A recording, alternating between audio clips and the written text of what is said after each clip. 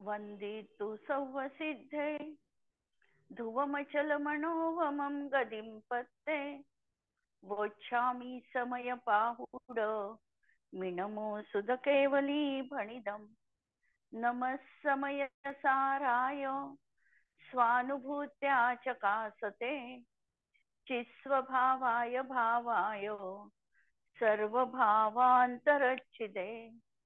अंतिम शासननायक 1008 भगवान महावीर स्वामी की जय। द्वादशांग श्रुत देवी की जय। स्वाध्याय कक्ष संपेपर्यंत आपणा सर्वांना चतुर्विध आहाराचा त्याग असणार आहे। समयसार ग्रंथ आपण बघतो आहे आणि निर्जराधिकारात काल 215 नंबरची गाथा आपण बघितली। ज्या गाथेमध्ये आचार्यांनी सांगितलेलं होतं की भूतकालातील भोग हे निघून गेलेले आहे, त्यामुळे त्याचा परिग्रह नाही। वर्तमान काळामध्ये भोग आहे पण ते वियोग बुद्धीने ज्ञानी भोगतो आहे आणि म्हणून त्याला त्याचाही परिग्रह नाही आणि भविष्य काळाच्या भोगांप्रती त्याची इच्छा नाही, तो विरक्त आहे आणि म्हणून त्याला त्याचाही परिग्रह नाही। आणि या गाथेची खूबी लक्षात घ्यायची आहे की ज्ञानीला परिग्रह नाही असं म्हणत असताना सुद्धा त्याला भूमिकेनुसार राग अवश्य असणारच आहे, पण तो राग असताना सुद्धा रागामध्ये त्याची वियोग बुद्धी आहे, हेय बुद्धी आहे। ज्ञानी राग बुद्धीनी कषायांमध्ये विषयांमध्ये प्रवृत्त होत नाही, हे नास्ती रूपानी कथन आलं आणि तो वियोग बुद्धीनी प्रवर्ततो, हे अस्ति बुद्धीनी कथन अस्तिपणाने कथन लावायचं। आणि म्हणून ज्ञानीला भूत वर्तमान आणि भविष्य कर्मोदय आहे, पण त्याचा परिग्रह मात्र त्याला नाही। अज्ञानी हा बाह्य उपभोगाचं साधन म्हणून परिग्रहाला बघतो आणि स्वसंवेदन गम्य अशा अलौकिक आनंदाच्या धून मध्ये राहणारा ज्ञानी हा भोगाची अभिलाषा जीवनात करत नाही आणि स्मरण देखील करत नाही। म्हणजे भूतकाळाचं स्मरण करत नाही, भविष्य काळाच्या आकांक्षात रमत नाही आणि वर्तमान काळामध्ये अत्यंत उदासीन वृत्तीने भोगांचा भोग घेतो आणि म्हणून त्याच्या जीवनात त्याला परिग्रह नाही असं म्हटलं जाऊ शकतं। आणि याचा प्रयोग आपण काल बघितलेला होता की हा उपयोग विकल्पानी रहित, हा शुद्ध ज्ञान स्वभाव मात्र स्वतःचीच अनुभूती आम्हाला घेता येते का, हे सगळे आमच्या जीवनात अभ्यास रूपाने आहे। हा प्रयत्न आम्हाला करून बघायचा आहे की भोग भोगत असताना उदासीन रूपाने आम्ही तो भोग भोगतो आहे का, मागची आठवण आम्हाला त्रास देते आहे का, किंवा भविष्य काळाची वेदना आम्हाला जसते आहे का, हे सतत सतत आम्हाला अंतरंगामध्ये बघायचं आणि मग आमच्या जीवनामध्ये ते प्रॅक्टिकल आम्ही आणू शकणार आहे। हे सांगितल्यानंतर आता आचार्य पुढची गाथा सांगत आहे आम्हाला की हा जो आता वेद्य वेदक भाव आहे की ज्ञानी अनागत काळाच्या भोगाची अभिलाषा जीवनात का करत नाही, आगामी भोग मला प्राप्त झाले पाहिजे अशी अभिलाषा ज्ञानीच्या जीवनात का नाही, या प्रश्नाचं उत्तर या 216 नंबरच्या गाथेत आचार्य देणार आहे। आचार्य सांगणार आहे की ज्ञानीला वस्तुतत्वाचं यथार्थ ज्ञान आहे। इच्छा ही क्षयोपक्षमिक रूप परिणाम आहे आणि क्षयोपक्षमिक भाव हा जीवनामध्ये क्रमवर्ती असतो। आम्ही व्यवहारामध्ये उदाहरण बघतो की आम्हाला एखाद्या वस्तूची अत्यंत खूप असं वाटतं की ही वस्तू मला मिळाली पाहिजे, आमच्या घरात सगळ्या प्रकारच्या सुविधा उपलब्ध असतात, आम्ही ती वस्तू करूही शकतो, परंतु ज्या समयी इच्छा झाली त्या समयी ती आमची इच्छा पूर्त होऊ शकत नाही, त्याला कालावधी जावा लागतो। म्हणजे आम्हाला सामग्री गोळा करावी लागेल, प्रक्रिया करावी लागेल, जे काय करायचं असेल, म्हणजे ज्या क्षणी इच्छा उत्पन्न होईल त्या क्षणी आमची इच्छा तृप्त होणार नाही, भलाई आमच्या हातात कुणी आणून देणार जरी आहे आणि तरीही त्या समयात ती इच्छा पूर्त आमची होऊ शकत नाही. ही वस्तुस्थिती तर आम्ही नेहमीच बघतो. आणि हेच या ठिकाणी आचार्यांना सांगायचंय की ज्या समयात इच्छा झाली म्हणजे विशिष्ट भोगण्याची इच्छा होते, तेव्हा त्या वस्तूचं वेदन म्हणजे अनुभवन आम्हाला घेता येत नाही. ती वस्तू आम्हाला भोगता येऊ शकत नाही.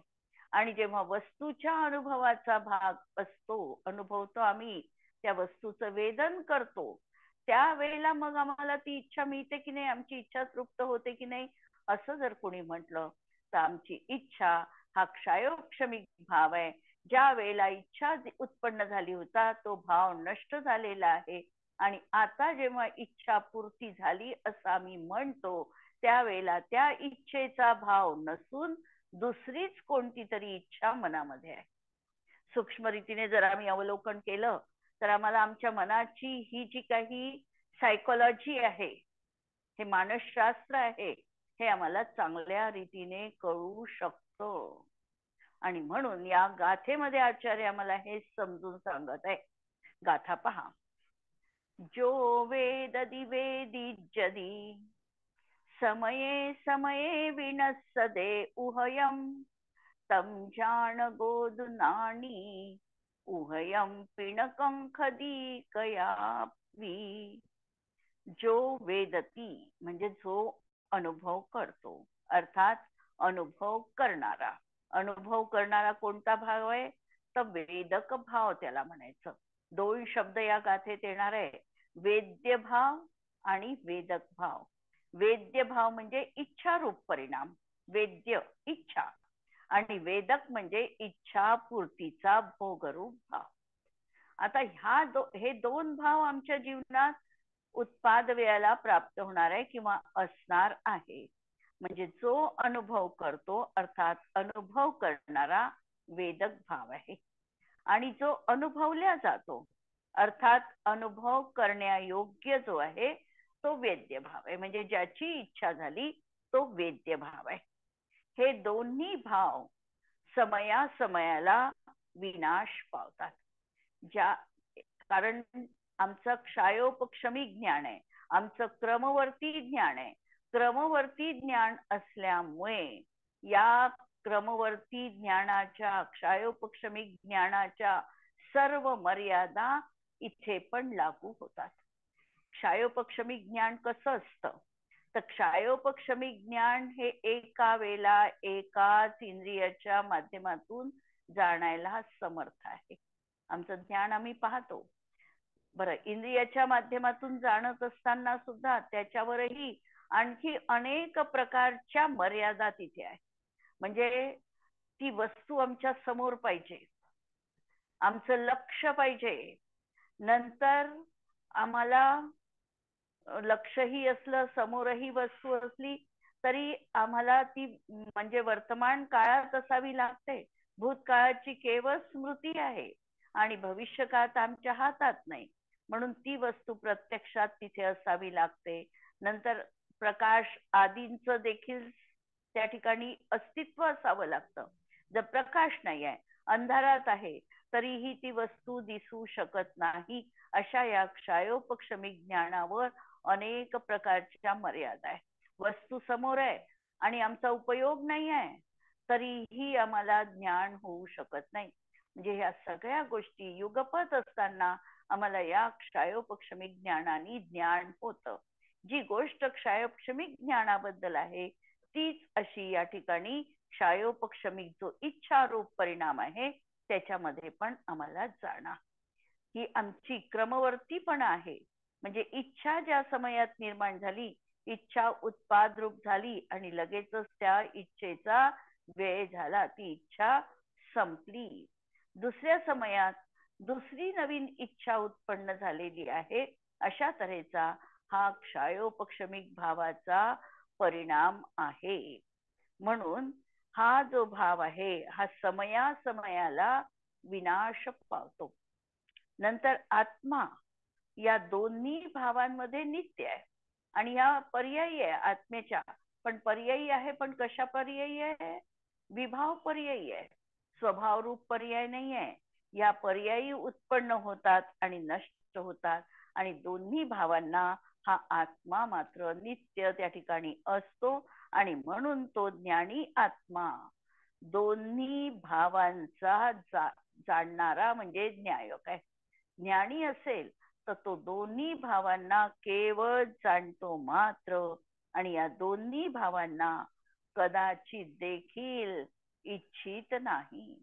कारण त्याचा न्यायक परिणाम हा त्याचा स्वतःचा निज स्वभाव आहे आणि इच्छा ही त्याच्या जीवनामध्ये विभाव भाव आहे. इच्छा असेल आणि इच्छेची तृप्ती हे दोन्हीही विभाव भाव आहे आणि दोन्ही भाव हे प्रतिसमय उत्पन्न होतात आहे आणि नष्टही होतात आहे. ज्या समयात इच्छा रूप परिणाम झाला त्या समयात त्या इच्छेची म्हणजे वस्तूची प्राप्ती आम्हाला नाही आणि जेव्हा प्राप्ती वस्तूची झालेली आहे तेव्हा ती इच्छा उरली नाही, दुसरीच कोणती तरी इच्छा उत्पन्न झालेली आहे. म्हणून इच्छा आणि इच्छा तृप्ती यांचा कधीही जीवनामध्ये मेळ साधल्या जात नाही. पण जेव्हा हा आत्मा वेदक होईल म्हणजे स्वतःच्याच ज्ञान स्वरूपाला वेदेल आणि मी स्वतःच वेद्य स्वरूप आहे अशी अभेद ज्ञानाचीच अनुभूती घेईल तेव्हाच तो ज्ञानी बनतो आणि त्याला मग कुठल्याही प्रकारची इच्छा उरत नाही. वस्तुस्थिती ही समजायची आहे मला. टीका पहा. ज्ञानी तर आपल्या स्वभाव भावाच्या ध्रुवपणामुळे टंकोत्कीर्ण एक न्यायक भावरूप नित्य आहे. पहिल्यांदा आमची वस्तुस्थिती आम्हाला आचार्यांनी दाखवले. तू किती मोठ्या अशा वैभवाचा धनी आहे हे आचार्यांनी पहिल्या वाक्यात सांगितलं आणि आचार्य सांगतात आहे तू तुझं अस्तित्व पहिल्यांदा बघ. तू किती आहे, किती तुझा सामर्थ्य आहे. तर तू आपल्या स्वभाव भावाच्या ध्रुवपणामुळे हा जो तुझा न्यायक भाव आहे हा त्रिकाली तुझं जे अस्तित्व आहे हे स्वभाव रूप आहे आणि हे ध्रुव आहे, नष्ट होणार नाही. शिवाय तू कसा आहे तर एक टंकोत्कीर्ण एक रूप आहे. टाकीमध्ये उत्कीर्ण केलेल्या अशा अक्षरांप्रमाणे तू अक्षर आहे, एक स्वभावी आहे आणि न्यायक भाव रूप आहे. केवळ जाणणं जाणणं जाणणं या भावरूप आहे आणि नित्य आहे. एवढी ही मोठी आमच्या बाजूची जमेची बाजू आहे आणि हे वेद्य वेदक भाव जे आता जे आम्हाला खर्चामध्ये टाकायचे आहे ही जमेची बाजू आम्ही पाहिली म्हणजे आमची जमा राशी ही अत्यंत मोठी आहे आणि हा जो वेद्य वेदक भाव आहे, वेद्य भाव म्हणजे इच्छारूप परिणाम आणि वेदक भाव म्हणजे भोगरूप परिणाम. आता हे जे दोन्ही भाव आहे हे मात्र क्षणिक आहे. कारण विभाव भाव हे उत्पाद व्ययरूप आहे. हे विभाव भाव आहे आणि सतत उत्पाद व्यय ध्रुवता याच्यामध्ये आम्हाला दिसते आहे. उत्पन्न होतो आहे आणि नष्ट होतो आहे. याचं सामर्थ्यच असं आहे की हा राहू शकत नाही. उत्पन्न झाला की लगेच पुढच्या समयात त्याचा विनाश हा ठरलेलाच आहे. म्हणून हा उत्पाद व्यय रूप आहे. त्यापैकी जो भाव कांक्षमाण ज्याची इच्छा करतो अशा वेद्य भावाचं वेदन करतो. म्हणजे ज्या वेळेला त्याला इच्छारूप परिणाम झालेला आहे त्यावेळेला या वेद्य भावाचं तो अनुभव करतो. तो इच्छारूप परिणाम त्याचा आहे. समजा तो वेदक भाव जेव्हा उत्पन्न होतो आणि तो दुसरा जो भोग भाव आहे, वेदक भाव आहे, तो ज्या समयात उत्पन्न होतो तेव्हा पूर्वीचा जो कांक्षमान म्हणजे वेद्य भाव होता हा नष्ट झालेला आहे.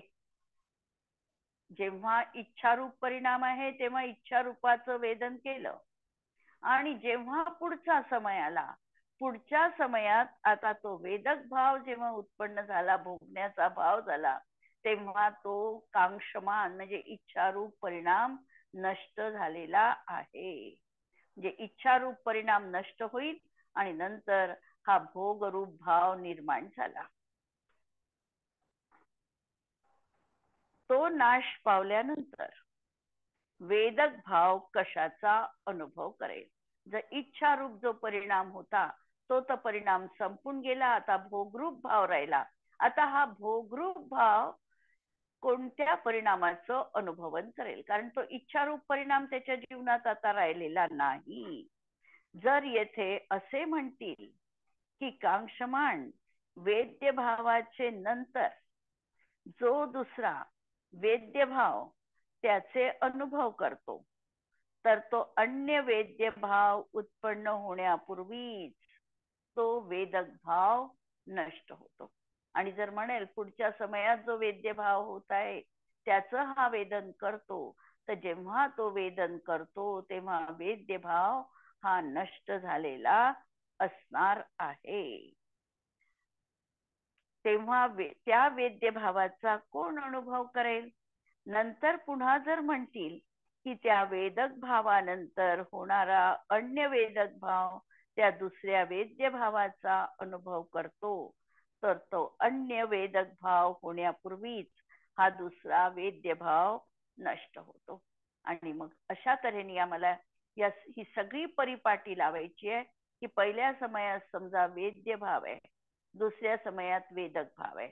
म्हणजे वेद्य आणि वेदक भाव एका समयात नाही, म्हणून जिथं आकांक्षामान भाव आहे, इच्छारूप परिणाम आहे, तिथे तृप्तीचा परिणाम नाही. जिथे आम्हाला तृप्तीचा परिणाम वाटतो आहे, तर हा तृप्तीचा परिणाम कशाचं वेदन करेल? त्याला वेदन करण्यासाठी कोणताही इच्छारूप परिणाम तिथे नाही. जर आम्ही म्हटलं की तो पुढच्या समयात वेदन करेल, तर तो पुढच्या समयात वेदन करणारा परिणाम जो पहिल्या समयात होता तो नष्ट झालेला आहे आणि दुसऱ्या समयामध्ये नवीन उत्पन्न झालेला आहे. अशा तऱ्हेने यामध्ये निरंतर अशा तऱ्हेची परिस्थिती असणार आहे. आणि म्हणून हा अन्य वेदक भाव होण्यापूर्वीच हा दुसरा भाव नष्ट होतो. तर तो वेदक भाव कुणाचा, कोणत्या भावाचा अनुभव करेल? याप्रमाणे कांक्षमाण भावाच्या वेदनाची अनवस्था आहे. या दोषाला तर्कशास्त्रामध्ये अनवस्था दोष म्हटलेला आहे. अनवस्था दोष म्हणजे एंडलेस कथन केलं तरीही त्याचं समाधान जिथं मिळू शकत नाही, कुठपर्यंतही त्याला वाढवत जा तरी देखील समाधान जेव्हा प्राप्त होत नाही, अशा अवस्थेला अनवस्था दोष म्हटल्या जातो. जसं अनवस्था दोषासाठी एक उदाहरण मी सांगते की ही जी ईश्वर कर्तृत्वता बाकीच्या धर्मांनी मांडली आहे, त्यामध्ये या वस्तूचं निर्माण कुणी केलं हा प्रश्न, किंवा सृष्टीचा कर्ता कोण हा प्रश्न जेव्हा आला, तेव्हा सृष्टीचा कर्ता हा ईश्वर आहे असं म्हटलं. मग परत प्रश्न आला, या ईश्वराचा कर्ता कोण? परत उत्तर आलं, याचाही एक दुसरा ईश्वर कर्ता आहे. मग परत प्रश्न आला, त्याचाही कर्ता कोण? तर एक परमपिता आहे, म्हणजे एक आणखी अथॉरिटी वरची आहे की त्यांनी या सर्वांचं निर्माण केलं. अशा तऱ्हेने ही प्रश्नांची मालिका, मग त्याचा कर्ता कोण, त्याचा कर्ता कोण, ही प्रश्नांची मालिका जशी कुठेही संपणारी नाही, अशा दोषाला अनवस्था दोष म्हणायचं. आता इच्छा आणि हा वेद्य भाव आणि वेदक भाव म्हणजे इच्छारूप परिणाम आणि भोगरूप असणारा परिणाम, यामध्ये देखील हाच अनवस्था दोष येतो की हा भाव आहे त्या समयात वेदक भाव नाही, ज्या समयात वेदक भाव उत्पन्न झाला त्या समयात वेद्य भाव नाही, आणि म्हणून हा वेदक भाव अनुभव कशाचा करेल आणि इच्छारूप परिणाम होईल, त्याची तृप्ती तरी कशी जीवनात होईल? कारण इच्छारूप परिणाम झाल्यानंतर जो पुढच्या समयात वेदक भाव वाटणार आहे तो तर असताना पहिला भाव नष्ट झालेला आहे, यांचं मिलन कधी झालेलं नाही, आणि म्हणून या दोषाला अनवस्था दोष म्हणायचं. या अनवस्थेला कुठेही प्रतिबंध नाही. या अनवस्थाला जाणणारा ज्ञानी कशाचीच इच्छा करत नाही, आणि म्हणून जो ज्ञानी आहे हा ज्ञानी इच्छेपासूनच निवृत्त होतो. कोणत्याही तऱ्हेची अभिलाषा जीवनात ही तृप्त होऊच शकणारी नाही, हे त्याला ज्ञात आहे. संस्कृत मध्ये एक सुभाषित आहे की भोगो न भुक्त्वा वयमेव भुक्त्वा, म्हणजे भोग मी भोगले असं आम्ही व्यवहारामध्ये म्हणतो, पण वास्तविकता भोगांनीच या जीवाला भोगून टाकलेला आहे. आम्ही इतके भोग अनादिकालापासून भोगलेले आहे, तरी देखील आमची जीवनामध्ये कधी तृप्ती झालेली नाही. अनेक वेळा अनेक गोष्टींचं आम्ही सेवन केलं, पण काही काळ गेल्यानंतर परत ती वस्तू खाण्याची आमची इच्छा आहे.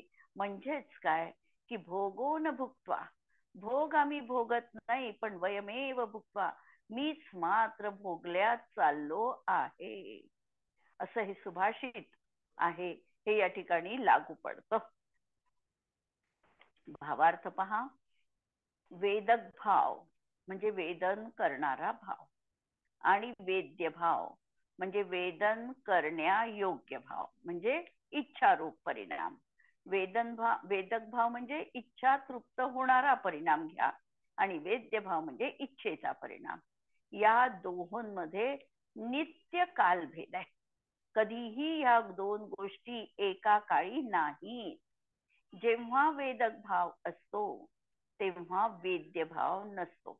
मनाचं जर सूक्ष्म निरीक्षण आम्ही केलं तर आम्हाला देखील ही वस्तुस्थिती ज्ञात होते की खरंच आहे, इच्छा झाली, कधी कधी इतकी तीव्र अभिलाषा जीवनात असते आणि ती त्या समयी कधीच तृप्त होऊ शकत नाही. थोडा काळ गेल्यानंतर आमच्या त्या इच्छेची तीव्रता कधी कधी कमी होते, आणि कधी कधी कालांतराने ती इच्छा पण नष्ट होते, आणि त्या जागी दुसरीच नवीन इच्छा निर्माण झालेली आहे असं आम्हाला दिसतं. म्हणजे जेव्हा वेद्य भाव आहे तेव्हा वेदक भाव नाही, आणि वेद्य भाव आहे तेव्हा वेदक भाव आहे तेव्हा वेद्य भाव नाही, असा याच्यामध्ये नित्य कालभेद आहे. जेव्हा वेदक भाव असतो तेव्हा वेद्य भाव नसतो, आणि जेव्हा वेद्य भाव असतो तेव्हा वेदक भाव नसतो. पहिल्यांदा तर याच गोष्टीला आम्हाला फोकस करायचं आहे. बाकीचं जे आचार्य सांगणार आहे ते त्याच्या सिद्धीसाठी सांगणार आहे, पण आम्हाला फोकस मात्र या दोन वाक्यांवर करायचं आहे की वेदक भाव आणि वेद्य भाव याच्यामध्ये कालभेद आहे. जेव्हा वेद्य भाव आहे तेव्हा वेदक भाव नाही, आणि जेव्हा वेदक भाव आहे तेव्हा वेद्य भाव नाही. आणि याच्या सिद्धीसाठी आचार्यांनी सगळं काही सांगितलंय. आता असं असताना जेव्हा वेदक भाव असतो तेव्हा वेद्य भाव नाश पावतो. का नाश पावतो? कारण त्याचं अस्तित्व हे क्षयोपक्षमिक रूपाचं आहे, आणि क्षयोपक्षमिक भावाचं वैशिष्ट्य हे की तो एक समयवर्ती कर्माच्या क्षयोपक्षमानुसार तो भाव असणार आहे. पुढच्या समयात तो क्षयोपक्षम संपलेला आहे. म्हणून क्षयोपक्षमिक भावाची क्रमवर्तित्व आम्हाला लक्षात घ्यायचं आहे. तेव्हा वेदक भाव कुणाचं वेदन करेल? दुसऱ्या समयात वेदक भाव उत्पन्न झाला, तो वेदक भाव कशाला वेदणार आहे? त्याला वेदायला कोणतीही वस्तू किंवा भाव तिथे नाही. आणि जेव्हा वेद्य भाव येतो तेव्हा वेदक भाव नष्ट होतो, आणि पुढच्या समयात परत वेद्य भाव आला तर वेदक भाव राहिला नाही. तेव्हा वेद भावाशिवाय वेद्य भावाचं वेदन कोण करेल? यामुळे ज्ञानी दोहोंनाही क्षणिक समजून स्वतः केवळ ज्ञाताच राहतो. म्हणून आमची खरी काय करायला पाहिजे तर हा सगळा क्षणिक भाव आहे, याच्यामध्ये आम्ही आमचं ज्ञातृत्व पण हे नित्य आहे हे समजून तिथेच आम्हाला एकाकार व्हायचं आहे.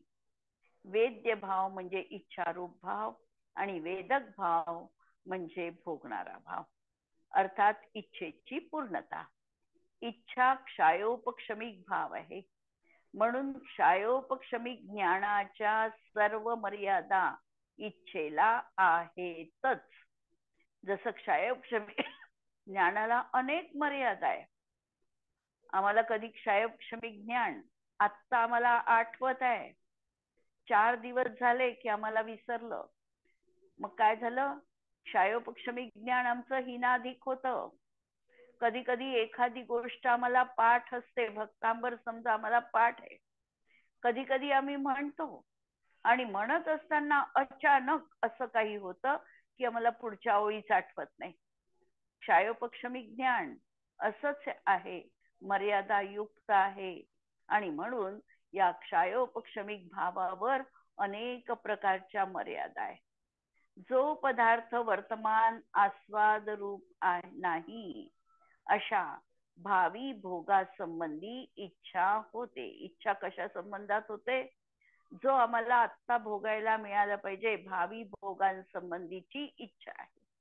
आणि जेव्हा इच्छेची पूर्ती होते तेव्हा इच्छित भोग भोगल्या जातो, तेव्हा त्याची इच्छा नसते. इच्छा अन्य भोगाची राहते.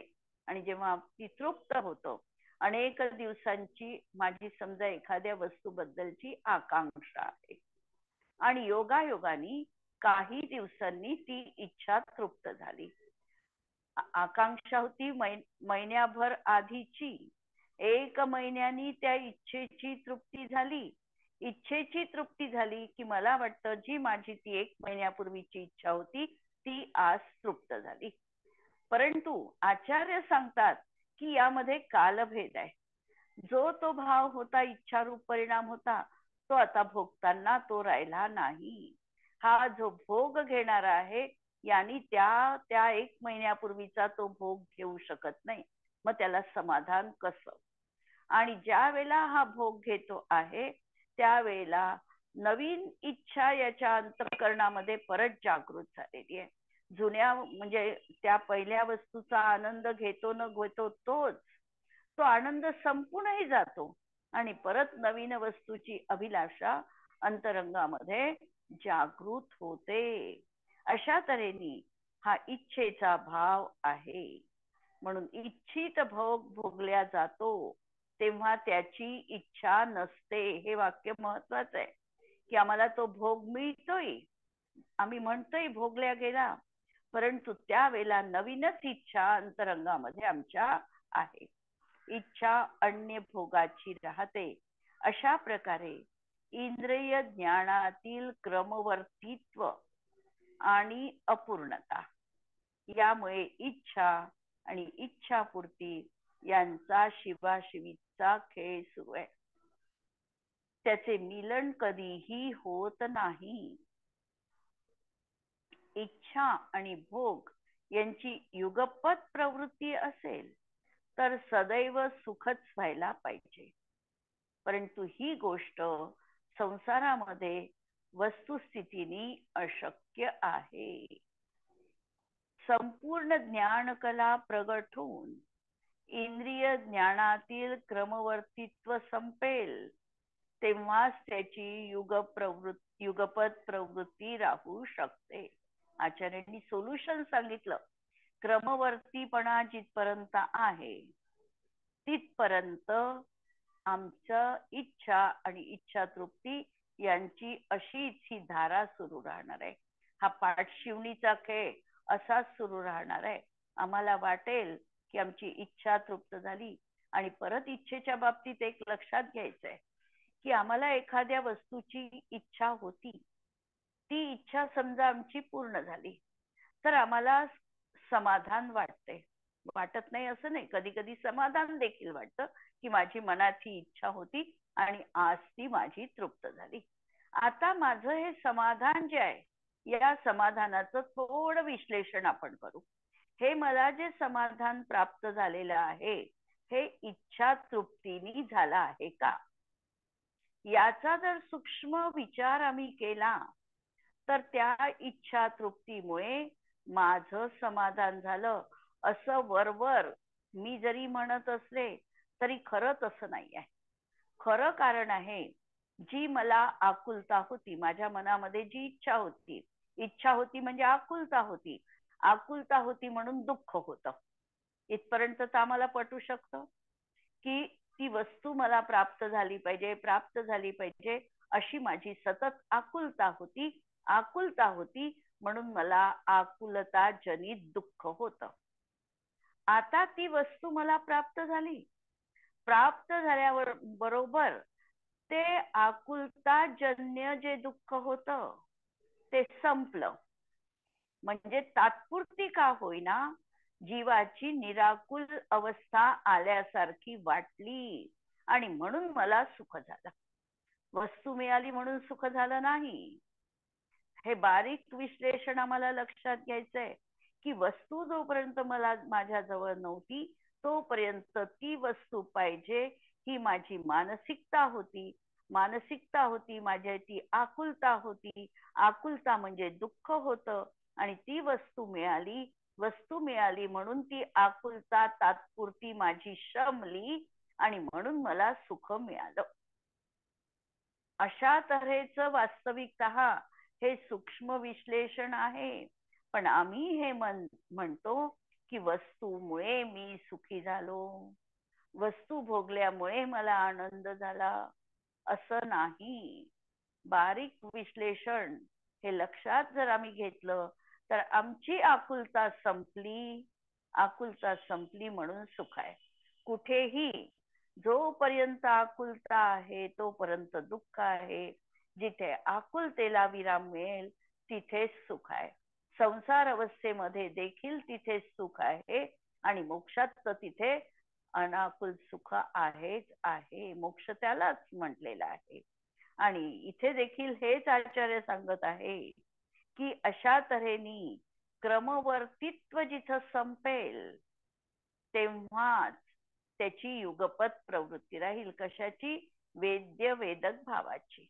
वेद्य मग तिथे वेद्य काय तर स्वतःचा ज्ञान भाव वेद्य आणि स्वतःचा ज्ञान स्वभाव वेदक अशी जेव्हा युगपत प्रवृत्ती राहील तिथेच खऱ्या अर्थाने हा जीव अशा प्रकारे इच्छा विरहित निराकुल होऊ शकेल. परंतु तेव्हा तर इच्छा कशाचीही नसते. पण अशी परिस्थिती आहे आता त्याच्या जीवनात की इच्छाच विराम पावलेली आहे. इच्छाच नाही. ही वस्तुस्थिती जाणून ज्ञानी भावी भोगाची इच्छा कशी करेल? करणार नाही. आत्माच वेदक आणि ज्ञान स्वभावच वेद्य असा अभेद्रूप अनुभव येईल. पहा अनुभव कसा घ्यायचा आहे की मीच आत्मा ज्ञानभाव हाच वेदक भाव आहे आणि मी माझ्या ज्ञान भावालाच भोगू शकतो, तोच वेद्य भाव आहे.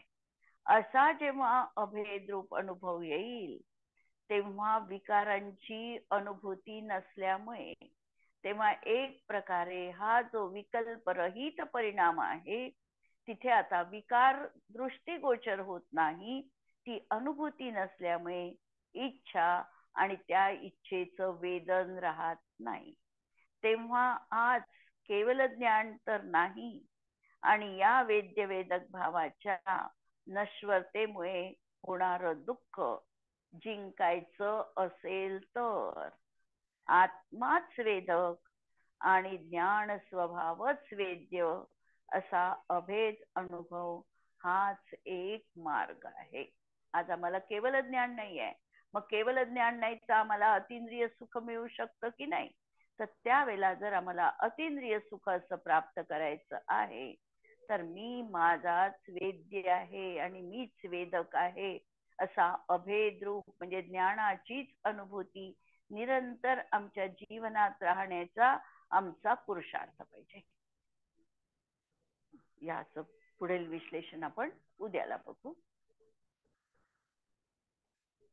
जिनवाणी के ज्ञान ते सुझे लोकालोक सो जिनवाणी मस्तक नमो सदा देत हो.